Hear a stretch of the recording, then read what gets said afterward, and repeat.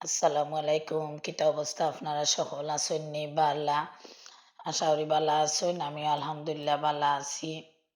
তে আপনারারে দেখাইলাম জিঙ্গা আর আলু।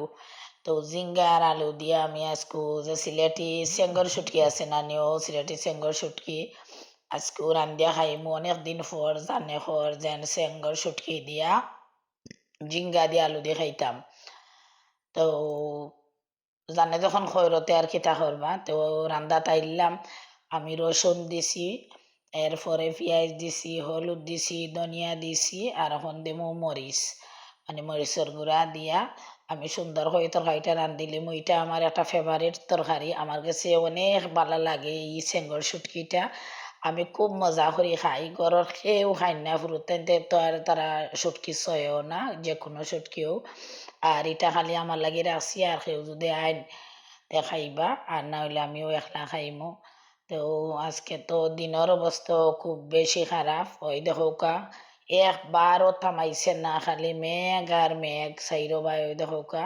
তো মেঘর মাঝেও আমি রান্দা বাড়া তার সরু লাগে এ কারণে আজ মজা করিয়া মেঘর মাঝে ও চেঙ্গর শুটকি দিয়া ওই দেখোকা খসানি দিলাইছি মশলার মাঝে চেঙ্গর শুটকি দিয়ে জিঙ্গা দিয়ে আলু দিয়ে রান্ধিয়া খাইলে মু আর জাল খুব বেশি পরিমাণে জাল দিয়েছি না আর তো কেউ খাইতো না এতে বালাট গিয়ে জালও দেই শুটকিটার একটু কষাইয়া আমি ওই দেখো জিঙ্গা আর আলু দিলাইলাম আলু আমার কিন্তু লগে থাকা লাগবো যে কোনো শুটকি রানলে আমি আলু দেও লাগবো।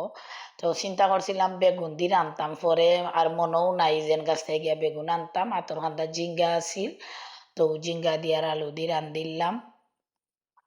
ওই দেখো এখন আমি ওই তরকারিটারে একটু কষাইমু কষাইয়া হালকা একটু পানি দিয়া কষাইলেও আস্তে আস্তে হয়ে যাব তরকারি তেমন বেশি এটা জাল লয় না আর জিঙ্গা তো আর এটা গলিয়েও যায় অত সময় লাগে না একটু হালকা পানি দিয়া আমি এখন তরকারিটারে একটু কষাইমু পরে একলগে জুল দিলাইমু দিয়ে আমার তরকারিটা হয়ে যাব বেশি সময় লাগতো না।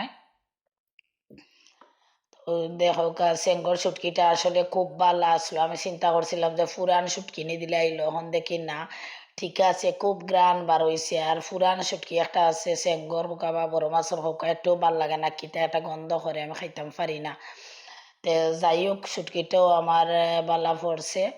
তো আস্তে আস্তে আমার ওই দোকা তরকারিটাও মোটামুটি রান্দা শেষ হয়ে গেছে ওই দেখোকা একটু হালকা হালকা জোল রাখমু কারণ 2-3 দিন যাইব এই তরকারি আমার একলা খাইমু তো কারণে একটু হালকা জোল রাখমু আলুটা দেখলাম একটু সিদ্ধ হয়ে গেছে নি সিদ্ধ হয়ে গেলে তরকারিটা নামাই দিমু। আর ইবাই দিয়ে মানে আমি আমার জানে চাইছিল যে ছোটো মাছ খাইবার ও তা ছোটো মাছ আমার যে ভালো লাগে কিন্তু আনা পরে দেখি একটু বেশি বড় হয়ে গেছে তারপরে খুব মজা করে রানমু রান্ধি আপনারা দেখাই মুখ কিলা রান্ধি আগামী ভিডিও দেখবা এইটা একটু ছোটো থাকতে খাইলে আরো মজা লাগে আর দোকা জিতা মাছগুলা বালা তাহকা সকল আসসালামু আলাইকুম।